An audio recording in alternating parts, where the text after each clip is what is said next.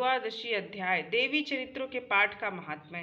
मैं 3 नेत्रों वाली दुर्गा देवी का ध्यान करती हूँ। उनके श्रीअंगों की प्रभा बिजली के समान है। विश्वंग के कंधे पर बैठी हुई भयंकर प्रतीत होती है। हाथों में तलवार और ढाल लिए अनेक कन्याएं उनकी सेवा में खड़ी हैं। वे अपने हाथों में चक्र, गदा, तलवार, ढाल, बाण, धनुष, पाश और तर्जनी मुद्रा धारण किए हुए। उनका स्वरूप अग्निमय तथा वे माथे पर चंद्रमा का मुकुट धारण करती हैं। देवी बोली, देवताओं, जो एकाग्रचित होकर प्रतिदिन इन स्तुतियों से मेरा स्तवन करेगा, उसकी सारी बाधा मैं निश्चय ही दूर कर दूंगी। जो मधुकैटभ का नाश, महिषासुर का वध तथा शुंभ निशुंभ के संहार के प्रसंग का पाठ करेंगे तथा अष्टमी, चतुर्दशी तथा नवमी को भी जो एकाग्रचित होकर भक्तिपूर्वक मेरे उत्तम महात्म्य का श्रवण करेंगे, उन्हें कोई पाप नहीं छू सकेगा। उन पर पाप जनित आपत्तियां भी नहीं आएंगी। उनके घर में कभी दरिद्रता नहीं होगी तथा उनको कभी प्रेमी जनों के विछोह का कष्ट भी नहीं भोगना पड़ेगा। इतना ही नहीं, उन्हें शत्रु से, लुटेरों से, राजा से, शस्त्र से, अग्नि से तथा जल की राशि से भी कभी भय नहीं होगा। इसलिए सबको एकाग्रचित होकर भक्तिपूर्वक मेरे इस महात्म्य को सदा पढ़ना चाहिए और सुनना चाहिए। यह परम कल्याण कारक है। मेरा महात्म्य महामारी जनित समस्त उपद्रव तथा आध्यात्मिक आदि तीनों प्रकार के उत्पातों को शांत करने वाला है। मेरे जिस मंदिर में प्रतिदिन विधि पूर्वक मेरे इस महात्म्य का पाठ किया जाता है, उस स्थान को मैं कभी नहीं छोड़ती। वहां सदा मेरा ही सन्निधान बना रहता है। बलिदान, पूजा, होम तथा महोत्सव के अवसर पर मेरे इस चित्र का पूरा पाठ और श्रवण करना चाहिए। ऐसा करने पर मनुष्य विधि को जानकर या बिना जाने भी जो मेरे लिए बलि, पूजा या होम आदि करेगा, उसे मैं बड़ी प्रसन्नता के साथ ग्रहण करूंगी। शरद काल में जो वार्षिक महापूजा की जाती, उस अवसर पर मेरे इस महात्म्य को जो भक्ति पूर्वक सुनेगा, वह मनुष्य मेरे प्रसाद के सब बाधाओं से मुक्त तथा धन, धान्य एवं पुत्र से संपन्न होगा। इसमें तनिक भी संदेह नहीं है।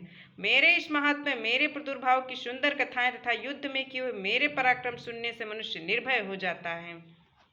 मेरे महात्म्य का श्रवण करने वाले पुरुषों के शत्रु नष्ट हो जाते हैं, उन्हें कल्याण की प्राप्ति होती तथा उनका कुल आनंदित रहता है। सर्वत्र शांति कर्म से बुरे स्वप्न में दिखाई देने पर तथा ग्रह जनित भयंकर पीड़ा उपस्थित होने पर मेरे महात्म्य का श्रवण करना चाहिए। इससे सब विघ्न तथा भयंकर ग्रह पीड़ाएं शांत हो जाती और मनुष्यों द्वारा देखा हुआ दुख स्वप्न भी शुभ स्वप्नों में परिवर्तित हो जाता है। बाल ग्रहों से आक्रांत हुए बालकों के लिए यह महात्म्य शांतिकारक था। मनुष्यों के संगठन में फूट होने पर यह अच्छी प्रकार मित्रता कराने वाला होता है। यह महात्म्य समस्त दुराचारियों के बल का नाश ने वाला है। इसके पाठ मात्र से राक्षसों, भूतों तथा पिशाचों का नाश हो जाता है। मेरे यह सब महात्म्य मेरे सामीप्य की प्राप्ति कराने वाला है। पशु, पुष्प, अर्घ, धूप, दीप, गंध आदि उत्तम सामग्रियों द्वारा पूजन करने से, ब्राह्मणों को भोजन कराने से, होम करने से, प्रतिदिन अभिषेक करने से, नाना प्रकार के अन्य भोगों का अर्पण करने से तथा दान देने आदि से 1 वर्ष तक जो मेरी आराधना की जाती, उससे मुझे जितनी प्रसन्नता होती, उतनी प्रसन्नता मेरे इस उत्तम चरित्र का एक बार श्रवण करने मात्र से हो जाती है। यह महात्म्य श्रवण करने पर पापों को हर लेता है और आरोग्य प्रदान करता है। मेरे प्रादुर्भाव का कीर्तन समस्त भूतों से रक्षा करता था। मेरा युद्ध विश्व चरित्र दुष्ट दैत्यों का संहार करने वाला। इसके श्रवण करने पर मनुष्यों को शत्रु का भय नहीं रहता। देवताओं, तुमने और ब्रह्म ऋषियों ने जो मेरी स्तुतियां की हैं तथा ब्रह्मा जी ने जो स्तुतियां किए हैं, वे सभी कल्याणमय बुद्धि प्रदान करती हैं।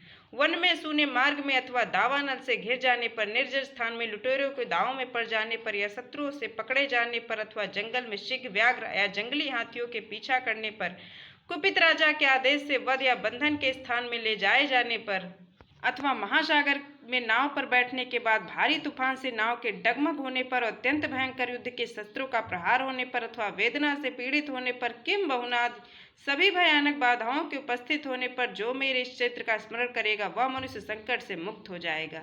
मेरे प्रभाव से सिंह आदि हिंसक जंतु नष्ट हो जाते था। लुटेरे और शत्रु भी मेरे चरित्र का स्मरण करने वाले पुरुष से दूर भागते हैं। ऋषि जी कहते हैं, यो कहकर प्रचंड पराक्रम वाली भगवती चंडिका सब देवताओं के देखते देखते वहीं अंतर ध्यान हो गई। फिर समस्त देवता भी शत्रुओं के मारे जाने से निर्भय हो पहले की भांति यज्ञ भाग का उपयोग करते हुए अपने अपने अधिकार का पालन करने लगे। संसार का विध्वंस करने वाले महाभयंकर अतुल पराक्रमी देव शत्रु शुंभ तथा महाबली निशुंभ के युद्ध में देवी के द्वारा मारे जाने पर शेष दैत्य पाताल लोक में चले आए। इस प्रकार भगवती अंबिका देवी नित्य होती हुई भी पुनः पुनः प्रकट होकर जगत की रक्षा करती हैं। वे ही इस विश्व को मोहित करती हैं, वे ही जगत को जन्म देती था, वे ही प्रार्थना करने पर संतुष्ट और विज्ञान और समृद्धि प्रदान करती है। महाप्रलय के समय महामारी का स्वरूप धारण करने वाली वे इस समस्त ब्रह्मांड में व्याप्त है। वे ही समय समय पर महामारी होती हैं, वे ही स्वयं अजन्मा होती भी सृष्टि के रूप में प्रकट होती हैं। वे ही सनातनी देवी समय अनुसार संपूर्ण भूतों की रक्षा करती है। मनुष्यों के अभ्युदय के समय वे ही घर में लक्ष्मी रूप से स्थित हो उन्नति प्रदान करती हैं, और वे ही अभाव के समय दरिद्रता बनकर विनाश का कारण होती हैं। धारण किए हुए हैं उन शिवा देवी का मैं ध्यान करती हूँ। ऋषि जी कहते, इस प्रकार मैंने तुमसे देवी के उत्तम महात्म्य का वर्णन किया है, जो इस जगत को धारण करती है। उन देवी का ऐसा ही प्रभाव है, वे ही विद्या उत्पन्न करती हैं। भगवान विष्णु की माया स्वरूपा उन भगवती के द्वारा ही तुम ये वैश्य तथा अन्याय विवेकी जन मोहित होते हैं, मोहित हुए और आगे भी मोहित होंगे। महाराज, तुम उन्हीं परमेश्वरी की शरण में जाओ। आराधना करने पर वे ही मनुष्यों को भोग स्वर्ग तथा मोक्ष प्रदान करती हैं। मार्कंडेय जी कहते, क्रौष्टकुजी मेधामुन के वे वचन सुनकर राजा सूरत ने उत्तम व्रत का पालन करने वाले उन महाभाग महर्षि को प्रणाम किया। वे अत्यंत ममता और राजापरण से बहुत खिन्न हो चुके थे, इसलिए विरक्त होकर वे राजा तथा वैश्य तत्काल तपस्या को चले गए और वे जगदम्बा के दर्शन के लिए नदी के तट पर रहकर तपस्या करने लगे।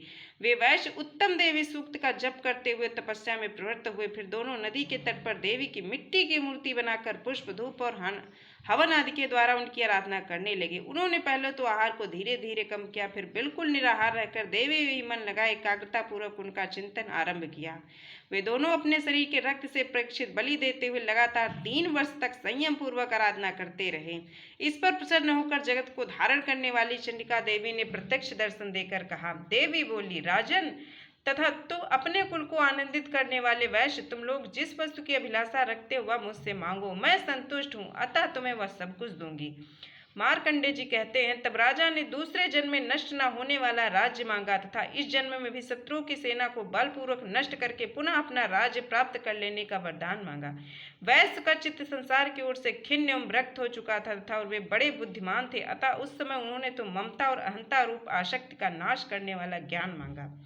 देवी बोली, राजन, तुम थोड़े ही दिनों में शत्रुओं को मारकर अपना राज्य प्राप्त कर लोगे। अब वहां तुम्हारा स्थिर राज्य रहेगा। फिर मृत्यु के पश्चात तुम भगवान विष्णुमान के अंश से जन्म लेकर इस पृथ्वी पर शामाणिक मन के नाम से विख्यात होगे। वैश्यवर, तुमने भी जिस वर को मुझसे प्राप्त करने की इच्छा की है उसे देती हूँ। तुम्हें मोक्ष के लिए ज्ञान प्राप्त होगा। इस प्रकार उन दोनों को मनोवांछित वरदान देकर था उनके द्वारा भक्तिपूर्वक अपनी स्तुति सुनकर देवी अंबिका तत्काल अंतर ध्यान हो गई। इस तरह देवी से वरदान पाकर क्षत्रियों में श्रेष्ठ सूरत सूर्य से जन्म ले शर्माणिक नामक मनु होंगे। इस प्रकार श्री मार्कंडेय पुराण में शर्माणिक मनवंतर की कथा के अंतर्गत देवी महात्म्य 13वां अध्याय। ओम तत्सत।